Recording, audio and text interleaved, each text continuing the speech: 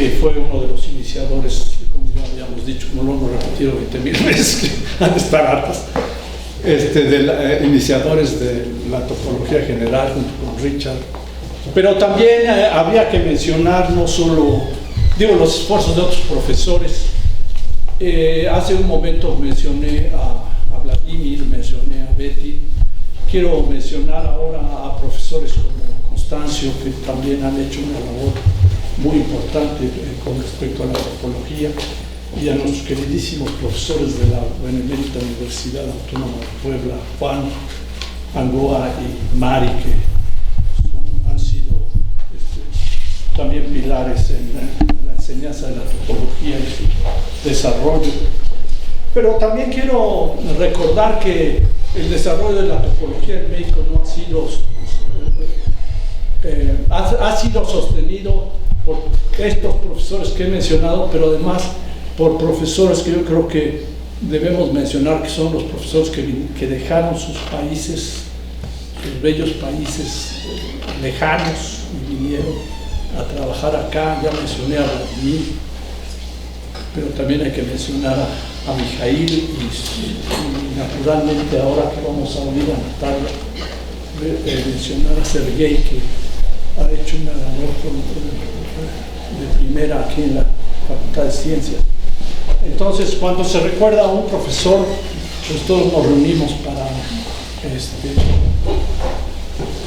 reconocernos y vernos unos con otros y ver lo que se ha logrado hasta este momento. Se ha logrado mucho. Entonces le doy la palabra ya a Natalia, que nos va, ella es exalumna de Sergei, su doctorado con Sergei, y nos va a platicar sobre espacios universales, y bueno, va a ser una plática muy elegante y elegante. Bueno, gracias Ángel, gracias a ustedes por estar aquí. Pues bueno, igual yo no fui alumna de Adalberto, nunca tomé clases con él, pero sí me acompañó en 4 momentos importantes en la vida. Sergei fue mi tutor de licenciatura, maestría y doctorado, y en los 3 exámenes estuvo Adalberto, fue sinodal de mis 3 tesis. Y el 4º momento fue la primera vez que di una plática en el Congreso de Monterrey de la Sociedad, que yo estaba así toda nerviosa, y uno comete el error de que pone el reporte de investigación y nadie va, solo estaba Adalberto y me parece que tú, Ángel, y mi amiga. Entonces, pues dar la plática casi a la pared, pero Adalberto es una persona muy amable, muy respetuosa, se muestra interesado, te hace preguntas al final, aunque ya se sabía bien mi plática porque era la misma de la licenciatura. Una persona muy, muy bella. Y bueno, pues sí, es una plática muy elegante. En realidad el título que le quería poner, y curvas de piano bien mamonas, pero no me atreví. No, hubiera venido más gente. Bueno, vamos a dejarlo. Curvas de piano sensuales. Pues no, vamos a ver. Entonces, bueno, esto de los espacios universales, para los que no sepan qué es un espacio universal, en el contexto de los espacios topológicos lo podemos pensar como un espacio topológico que pertenece a una clase y contiene copias de todos los espacios de esa clase. Entonces, por ejemplo, cuando ustedes demuestran en un curso de topología el teorema de la geometrizabilidad de Urison, ustedes ven que cualquier espacio métrico se puede encajar en el cubo de Hilbert. Sí, producto 0,1. Cuando quiera uno probar que un espacio regular segundo numerable es metrizable, lo que hacen es meterlo aquí adentro y dicen, pues este es métrico, entonces se restringe. Entonces quiere decir que Q, el cubo de Hilbert, tiene copia topológica de todos los espacios metrizables, separables, perdón, que se les ocurra. Bueno, este es un ejemplo, lo veo en uno de los cursos de topología. Pero no me sorprende mucho. A mí la primera vez que me sorprendió fue Sergei cuando me contó que L infinito, que son todas las sucesiones acotadas con la norma del supremo, son todas las sucesiones acotadas. El supremo de todos estos. Y le dan la norma a una sucesión como el supremo de los espacios. Y este es un espacio de Banach. Y ejercicio, ahí adentro pueden encajar a cualquier espacio métrico separable, ¿sí? Cualquier espacio métrico separable vive ahí, pero no solamente topológicamente, sino métricamente. O sea, hay una isometría, si X es un espacio métrico separable, hay una isometría de aquí para acá, ¿sí? Entonces este tiene fotografías bien hechas y no deformadas de cualquier espacio métrico separable. Y eso a mí así me sorprendió. Luego me presentó el espacio de Urison, un universal de Urison, que además tiene, ese sí es separable, ese sí es un espacio métrico separable que contiene copias de todos los separables. Y bueno, estructuras universales hay un montón. Yo les voy a hablar de una distinta. Entonces vamos a, dos cosas antes. Cuando estuve en España, este trabajo es en conjunto con Matías Raja, lo empecé cuando estuve haciendo un postdoctorado en la Universidad de Murcia y lo terminamos después, se publicó hasta el año pasado. Y cuando estuve allá, los españoles me metieron, siempre las pláticas tienes que escribirlas en inglés porque no sabes quién va a estar en la sala. Me parece que tenemos a alguien en español, entonces la plática está en inglés, yo voy a hablar en español. Pueden no leerlo, pueden escucharme, lo que sea. No, en chino está un poquito más difícil. Entonces, bueno, es trabajo conjunto con Matías. Entonces voy a considerar siempre el K va a denotar un espacio compacto, métrico y no numerable. ¿Sí? Ahorita vamos a ver por qué es importante que sea no numerable. Y voy a considerar CK el espacio de todas las funciones continuas de K en los reales. ¿Sí? Entonces, este es un espacio de funciones. Hay varias maneras de darle una topología. A mí me interesa la topología de la convergencia uniforme. Es decir, la topología heredada de esta norma, la norma del supremo. Como K es compacto, todas esas funciones son acotadas. Entonces, uno puede definir una norma a través de esta forma, ¿sí? La norma del supremo. Y pues es un hecho conocido que esos espacios son separables y son espacios normados de Banach, ¿sí? Con esa norma. Y nada más una anotación, esta I con dos rayitas va a denotar siempre al intervalo 0,1. Entonces hay un teorema muy bonito, un teorema de Banach-Mazur, que dice que el espacio de funciones continuas del intervalo en los reales es un espacio universal para la clase de los espacios de Banach separables. ¿Qué quiere decir eso? Que si ustedes me dan un espacio de Banach separable, el que ustedes quieran, pues ustedes pueden encontrar una isometría que mete a ese espacio en el espacio de funciones continuas. Pero esa isometría no solo es isometría, también es una transformación lineal, ¿sí? Entonces tiene una copia isométrica y preserva la estructura lineal del espacio, ¿sí? Es algo muy, muy fuerte. Y él mismo, el CI, es un espacio de Banach separable, ¿no? Pertenece a esa clase de espacios. Pues esto es muy, muy bonito. Cuando uno ve la prueba, se da cuenta que lo primero que prueban es que el espacio de funciones continuas sobre el conjunto de Cantor, aquí delta es el conjunto de Cantor y afortunadamente Rodrigo en la mañana nos lo presentó, entonces no hace falta que lo recordemos, seguramente todos lo conocen. El espacio de funciones continuas sobre el espacio de Cantor es un espacio universal para la clase de espacios de Banach separados. O sea, cumple la misma propiedad que estoy diciendo ahí en el teorema de Banach-Mazur. Y para demostrar que este es de Banach, lo que se utiliza es un espacio universal, lo que se utiliza es que este es un espacio universal. De una manera, pues ahí un poco latosona, haciendo cuentas, el encaje natural que tenemos del Cantor en el intervalo 0,1 nos induce un encaje del espacio de funciones continuas de Cantor en el intervalo 0,1, y si cualquier espacio de Banach separable lo encajábamos aquí, luego con este encaje se encaja X en el de las funciones del intervalo. Entonces el de X en C de delta también es isometría. También es isometría y también es lineal. También es isometría. Y este, el de C delta a CI, también es lineal y isométrico. Sí, sí. Muy bien. Y después viene una cosa bonita, sorprendente.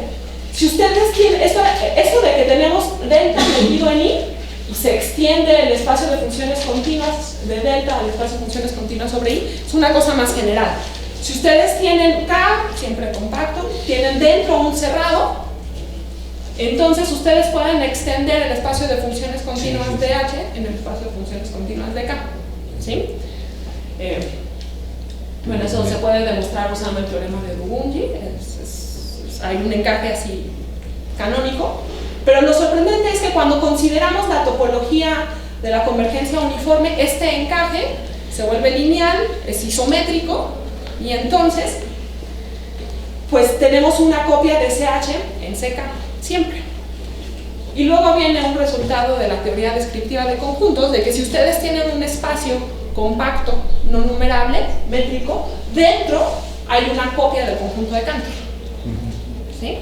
Y entonces, pues, ¿qué pasa? Tenemos el conjunto de Cantor que va a estar metido en K, y entonces el espacio de funciones continuas de Cantor se mete al espacio de funciones continuas de K.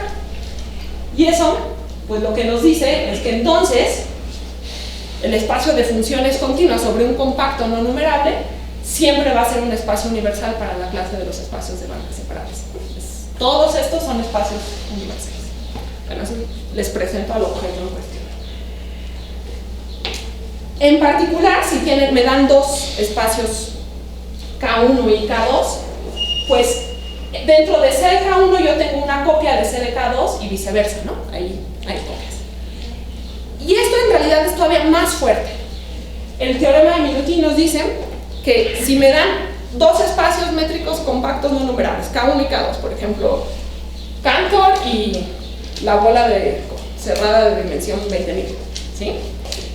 Los espacios de funciones continuas sobre esos dos compactos son homeomorfos, y no solamente homeomorfos, el homeomorfismo que hay de uno a otro es lineal. ¿Sí? Son linealmente homeomorfos. Entonces, ¿qué pasa? Pues dicen, si yo tengo este espacio, C sobre el conjunto de Cantor, pues es igual a C sobre el cubo de dimensión 20.000, ¿no? Entonces, topológicamente, yo no puedo obtener información de K en base a información topológica de C de K1, C de K2, ¿no? Y eso hizo que los topólogos abandonaran esta topología y se fueran con la topología B a buscar propiedades. Pero no, yo me quedo aquí. Yo me quedo aquí. Entonces, lo que les acabo de decir y lo que les quiero contar es, bueno, que estuvimos trabajando y ver que sí hay manera, y tengo esperanza de que se puede encontrar todavía más, de obtener información de K en base a información geométrica de ese K. ¿Sí? Entonces, pues, para empezar, vamos a motivarlos con unos ejercicios. Entonces, miren, les digo, este espacio es universal y tiene ahí copias de todos los espacios de Banach separables. Díganme un espacio de Banach separable que se les antoje, que conocen alguno. R17. R17, miren, ese está difícil. Entonces, ahí adentro debe haber una copia de R17. A ver, encuéntrenme. Una copia lineal e isométrica. Pues R17 está difícil, pero R quizás está más fácil, ¿no? Entonces, a ver, ¿cómo encajamos a R ahí adentro? Pero que sea lineal e isométricamente, ¿no? Aquí tenemos la métrica del supremo y aquí en R el valor absoluto. ¿Dónde está R? R2. ¿Cómo? R2. Ahorita metemos R2, pero primero de Hay que empezar despacito. ¿Sí? ¿Cómo está ahí adentro? Funciones constantes. Las constantes, exactamente, ¿no? Mandamos a T, a la función constante que manda todo a T, y pues ya, tenemos un encaje, ese encaje es lineal, es isométrico, perfecto. Ahora sí se ve. ¿Cómo encajamos el qué? Pero, bueno, ok, entonces cuando digo R2, estoy hablando, quiero una isometría. Entonces tengo que decir, ¿bajo qué norma? Entonces yo pido la euclidiana, ¿sí? Con la norma euclidiana, yo lo quiero encajar ahí adentro. Chingo, a ver. Pues lo que necesito es mandar la base, porque el encaje tiene que ser lineal, ¿no? Entonces tengo que mandar la base a dos funciones linealmente independientes y ya con eso lo genero, ¿no? Entonces el chiste es encontrar esas dos funciones. Está medio truculento, son funciones muy sencillas. Seno y coseno. ¿Sí? Entonces el encaje para meter a R2 con la norma euclidiana en las funciones continuas es a través de esta formulita. Mandan al par AB en la función J de AB, que manda al punto T, esto, J de AB es una función, entonces manda al punto T el A coseno de Peter más B veces seno de Peter. Qué bueno. Y si quieren ver que eso es una isometría, no es muy difícil, nada más hay que acordarse del curso de cálculo. Sí, sí. Si ustedes quieren sacarle el supremo y ver que el supremo de todos estos es exactamente la norma de AB. Entonces el supremo, pues hay que considerar la función y uno le aplica ahí una formulita que enseñan en cálculo 2 cuando ven funciones trigonométricas. Si ustedes tienen una suma de esta forma, ustedes la pueden transformar en seno de algo por la norma, ¿no? Y como aquí está corriendo un periodo, entonces el seno va a ser en algún momento 1 o menos 1, valor absoluto, sale todo y en efecto es un encaje isométrico, ¿no? Entonces, bonito. Ejercicio. Encuéntrenme un encaje isométrico de R2, pero ahora con la norma 1. ¿Sí? ¿Se acuerdan la norma 1? Max. No, la de la suma, la suma de las coordenadas. El de infinito X es el max. igual a X, perdón, X como Y. Ah. Chino hubiera reprobado. Y también, y bueno, la infinito es la del máximo, ¿no? Entonces, son dos distintos. En realidad, se encuentran una, acá se encuentran la otra, porque son isométricos estos dos, de hecho. Entonces, ejercicio. Nuevamente es encontrar dos funciones y extenderlo literalmente. Pues no llego a R17, pero a ver qué pasa con R3. Es que CDI tiene dimensión infinita, ¿no? ¿Quién? CDI es dimensión infinita. De hecho, tiene copias de todos los espacios de Banach, entonces van a estar allá adentro, ¿no? Entonces siempre tienes N funciones linealmente. Siempre los... Ajá, el chiste es encontrarlas que sean isométricas, que sea como una isometría, ¿no? Ah, claro. O sea, esa es la diferencia. O sea, porque sí, meterlo linealmente Pues es sí. súper fácil, pero que se preserve la isometría, ahí está canita. Entonces, si algún día les aparece un estudiante de esos que contestan todo y saben todo, pónganle este ejercicio. Y lo van a dejar ahí un buen rato. Y dices, la existencia ya te la di, yo quiero ver las funciones.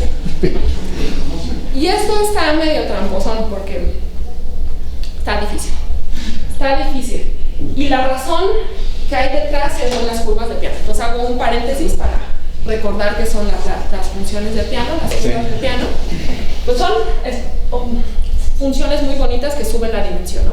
Entonces son curvas, porque están definidas en el intervalo, que son suprayectivas y llenan todo un cubito de la dimensión que quieran. Normalmente uno lo hace en dimensión 2. Sí, ¿sí? los dibujitos de la... Y la manera de construirlas normalmente es a través de damos una sucesión de funciones que cada vez van llenando más y más, se demuestra que eso converge uniformemente a algo. Bueno, es una sucesión de Cauchy y converge uniformemente, el límite va a ser suprayectiva, etc. Entonces, este dibujo es el de la Wikipedia, pero hay un montón. Hay otro, está el del Munches, que no sé si se acuerdan, pero es la que todos vemos partimos de esta operación y cada que aparezca esto, los transformamos en...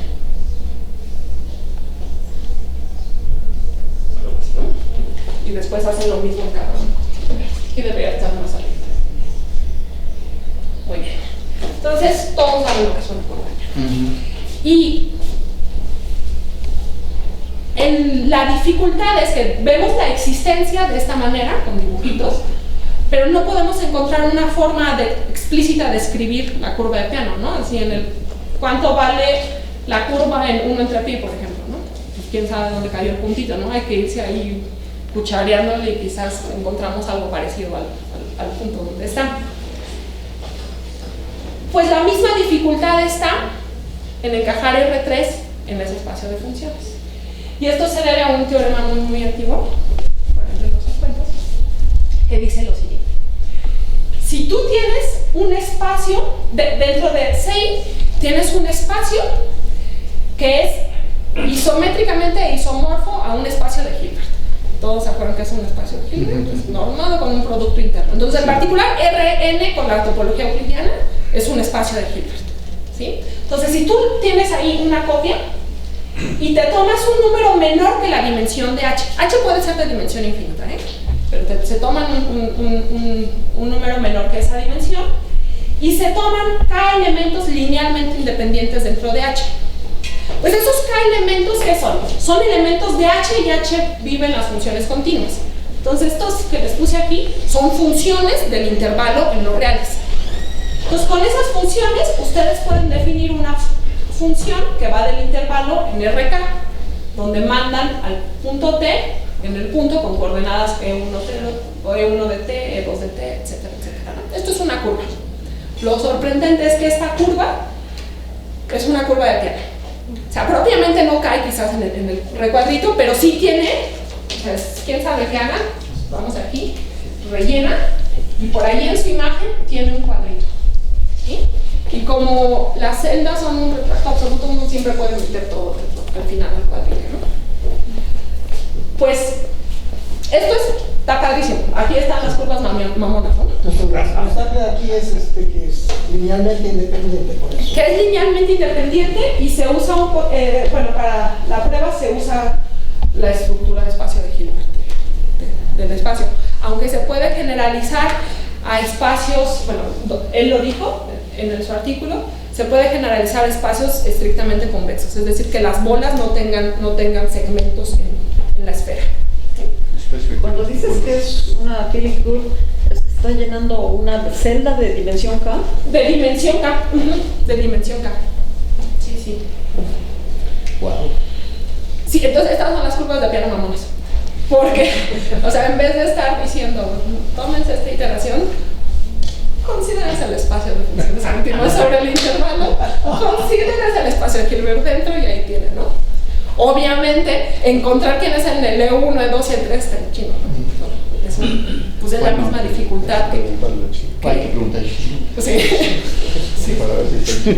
Entonces, traduciendo esto a nuestro problema, llegamos a que si nosotros pudiéramos encontrar explícitamente el encaje de R3 en las funciones continuas, tendríamos una forma explícita de escribir una función de piano al cuadrado, ¿no? Entonces, pues al alumno lo dejaron ahí trabajando a ver si funcionó. Entonces, bueno, esto es un resultado muy antiguo, muy bonito. Y cuando me lo contó Matías, digo, bueno, a ver, ¿y qué pasa?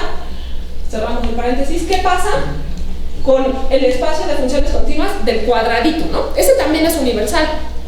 Entonces, quizás ahí sí podemos meter a R3. Y pues resulta que sí. Ahí sí se puede meter R3 explícitamente. Esta es la funcióncita, ahí como con las coordenadas esféricas. Y no es fácil, no es difícil encontrar los encajes de R3 con la norma 1 o la norma infinita ahí adentro. Entonces, pues cuando, a ver, de 2 se puede en el intervalo, pero de 3 no. Y de 3 se puede en el cuadrado. ¿Qué pasa? Se podrá 4. Y pues lo intentamos, no se pueden.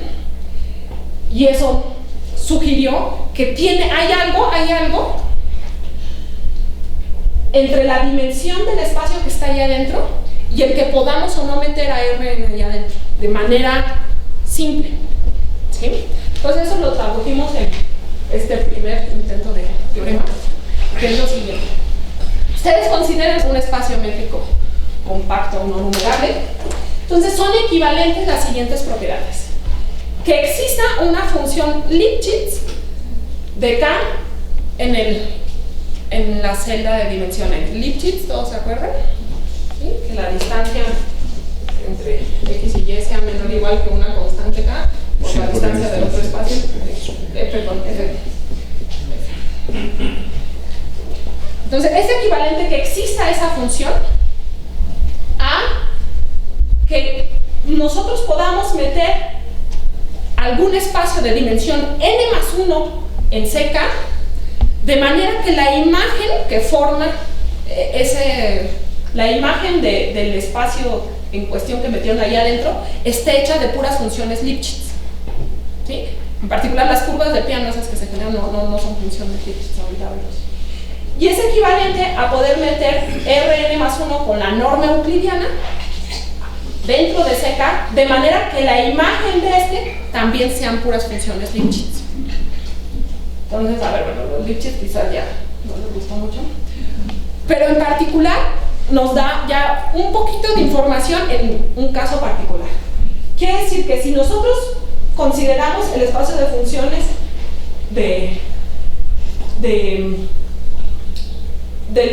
la celda de dimensión K en los reales, nosotros vamos a poder encontrar dentro un espacio de dimensión n+1 hecho de funciones Lipschitz. Funciones Lipschitz, las que yo les puse, las del seno, coseno, todas esas son funciones. Sí, solo sí, la dimensión de K es mayor o igual que n. ¿Sí? Entonces, en principio nosotros no podíamos distinguir quién era lo que estaba dentro en función de las propiedades topológicas de ese K, ¿no? del espacio que era, así empecé.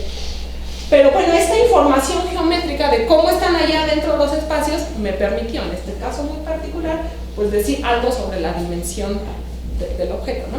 Pero bueno, pues eso todavía está medio débil porque pues es un tipo muy particular de espacios. Entonces, bueno, hubo que sacrificar algo. Dijimos, bueno, estamos trabajando con funciones Lipschitz. ¿Qué tipo de funciones preservan algo parecido a la dimensión? Entonces, en realidad, pues la dimensión es una cuestión medio difícil. Cambiamos la dimensión topológica por la dimensión de Hausdorff. Entonces, la dimensión de Hausdorff, para los que no lo sepan, es una noción geométrica sobre el espacio métrico en cuestión.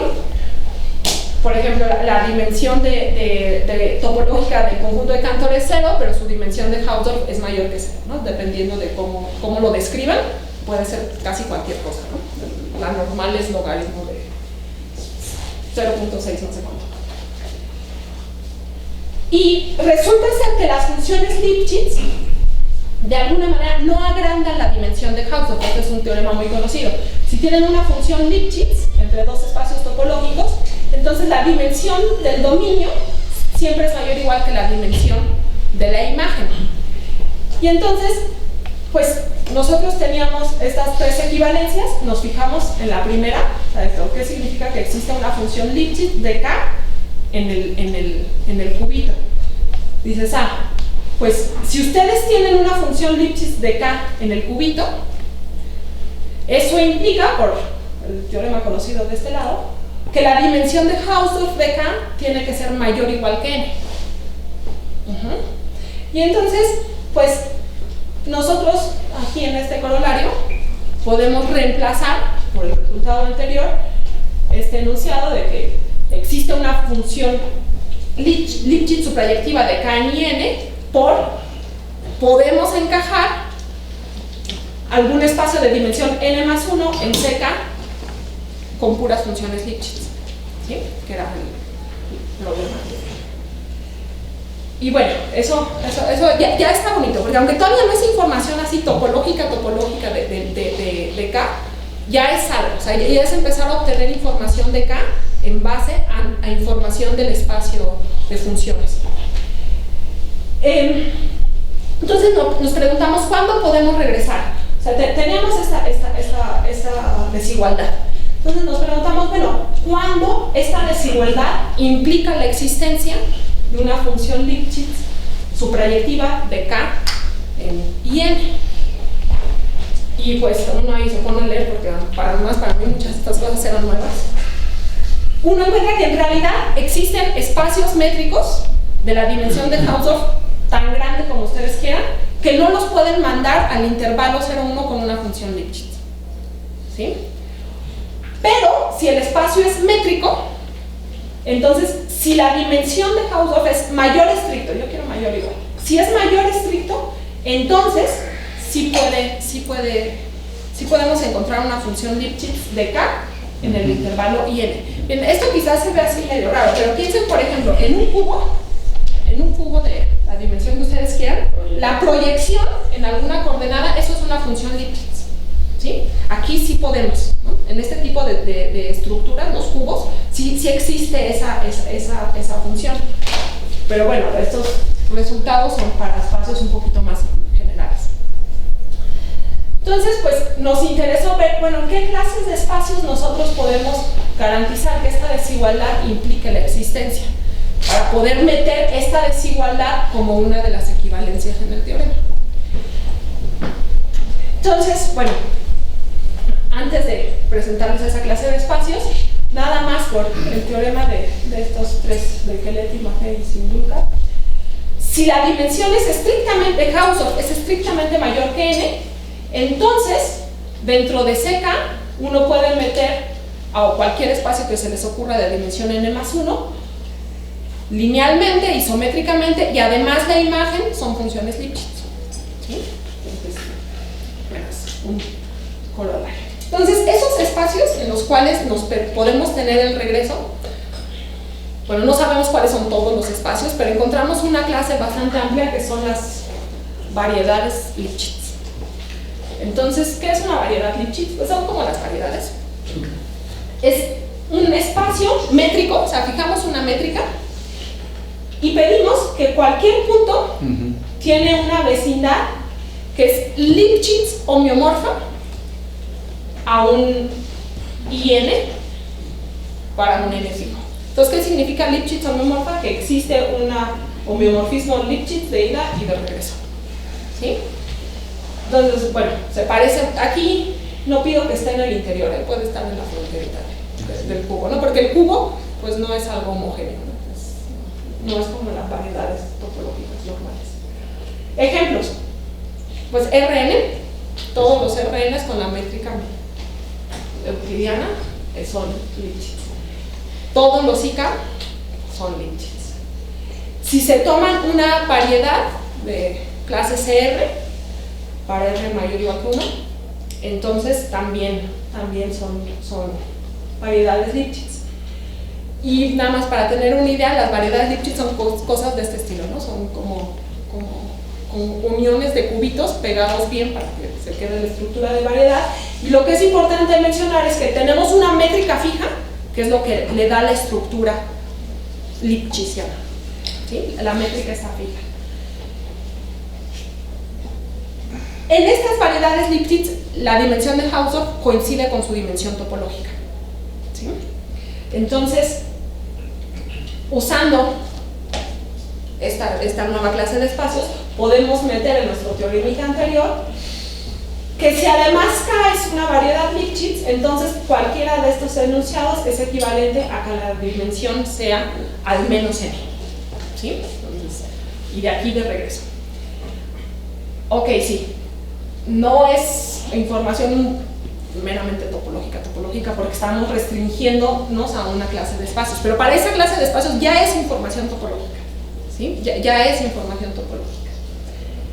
Y bueno, usando las mismas técnicas, no me quiero meter en demostraciones, se puede de alguna manera jugar con los enunciados y tener resultados parecidos.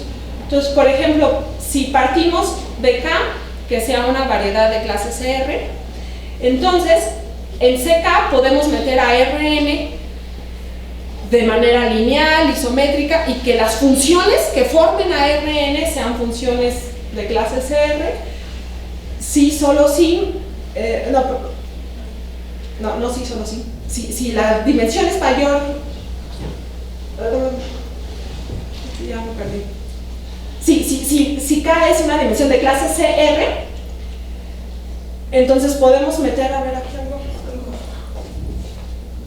Si para todo, aquí está, de R1, para n mayor o igual que,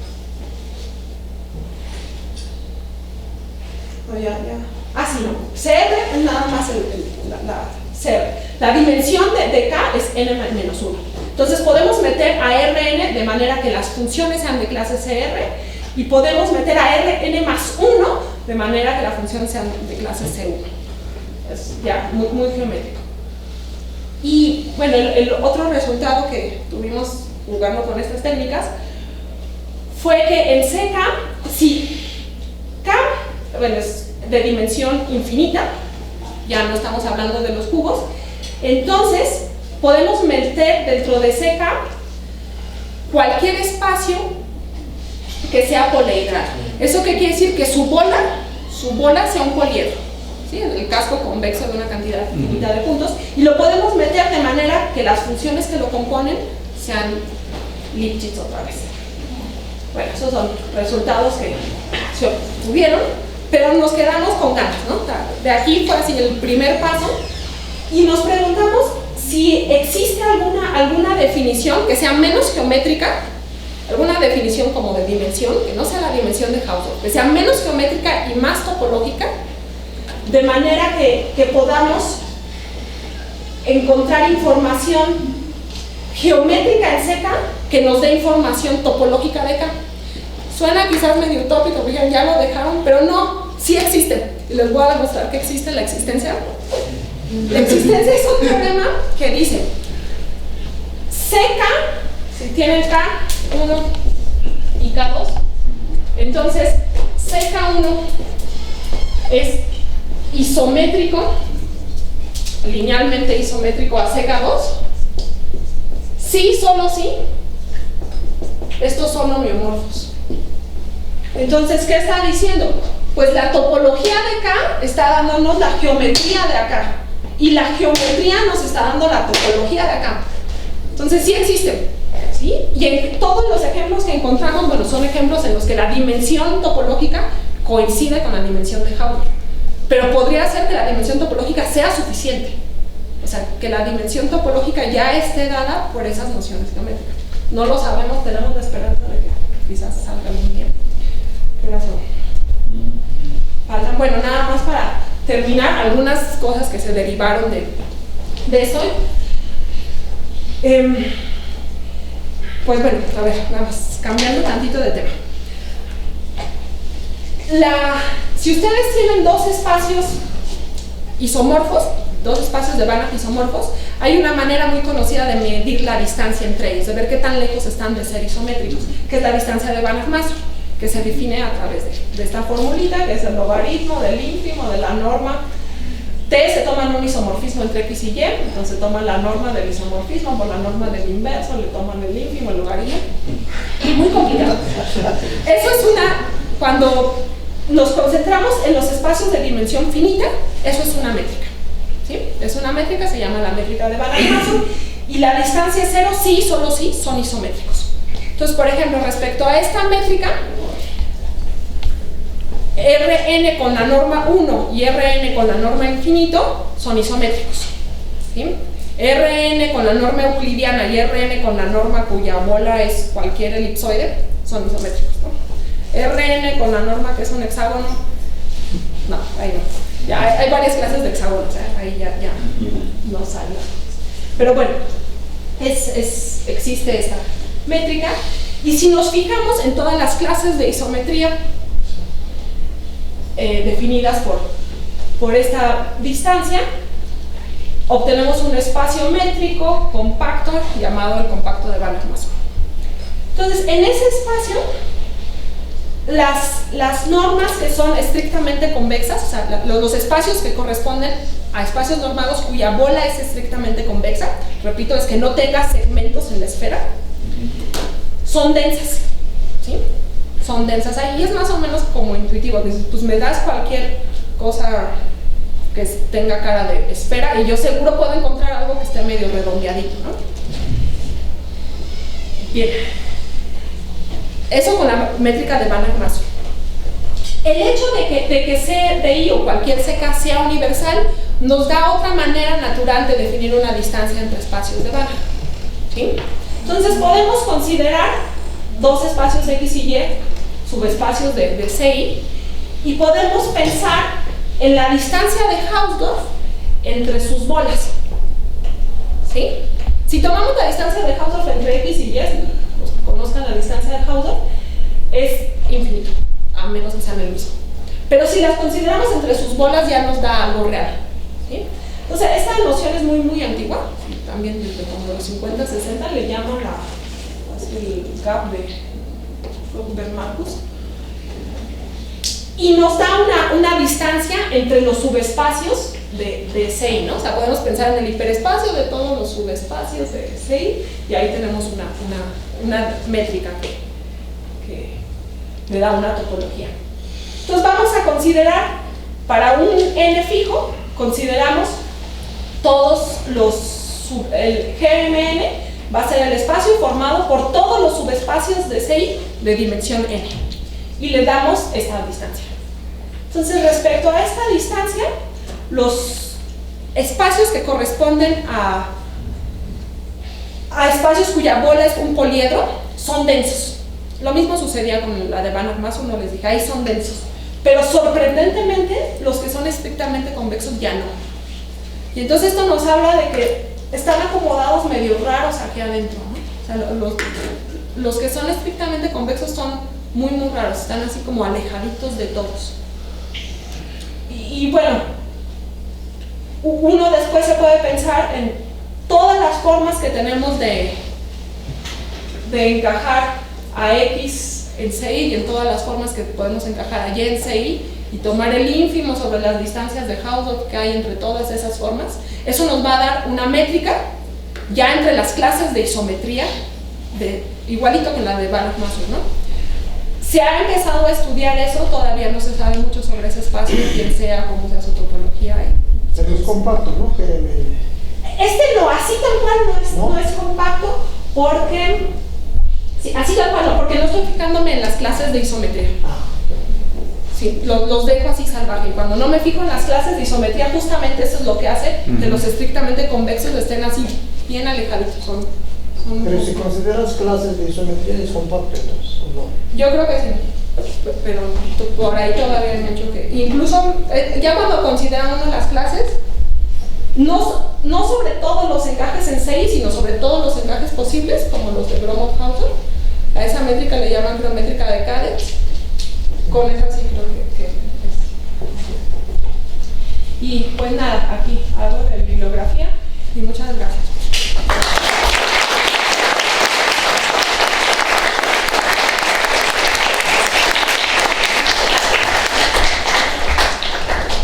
¿Preguntas o comentarios?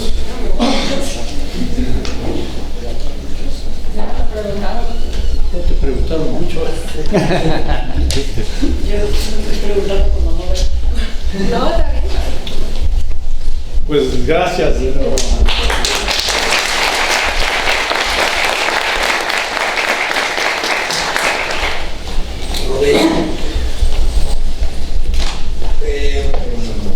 Adalberto, en los 70 escribió un libro que se llama Álgebra y Geometría, porque resulta que son topólogos, pero el señor era geómetro algebraico.